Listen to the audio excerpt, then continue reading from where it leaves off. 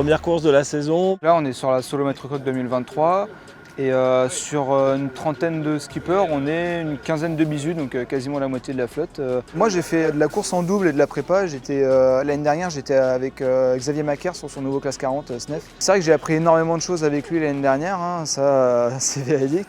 Et après, il n'y a plus qu'à les mettre en application et on verra si j'arrive à les faire marcher. Et après une mini transat, moi j'ai choisi de faire plutôt de la monotypie parce que le proto en mini ça m'avait un peu suffi.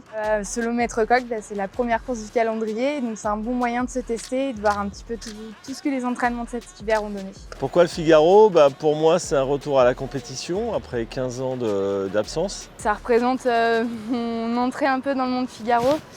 Et ça va être ma première confrontation aux autres Pizieu. Ça fait partie des courses qualificatives pour la solitaire du Figaro, qui est la grande course cette année. J'ai pas d'objectif de résultat, plus un objectif de maîtrise où je vais aller valider des points que j'ai écrits en vue de préparer ma transat en fait. J'ai des objectifs personnels qui sont assez sobres. L'objectif, ça va être de naviguer propre, de terminer la course, de faire des belles transitions, de ne pas faire de grosses erreurs. Ça va être plutôt une confrontation du coup avec moi-même avant d'être avec d'autres adversaires. Et je suis quand même curieuse de voir ce que ça donne par rapport aux autres bisous, de me voir avancer sur l'eau.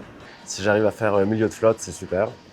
Donc voilà, après on va être 12 bisous, donc déjà objectif pas dernier, puis si on navigue propre, peut-être un petit peu mieux. Naviguer propre, mettre à plat tout ce que j'ai appris ces dernières années et puis essayer de mettre un maximum de monde derrière, quoi.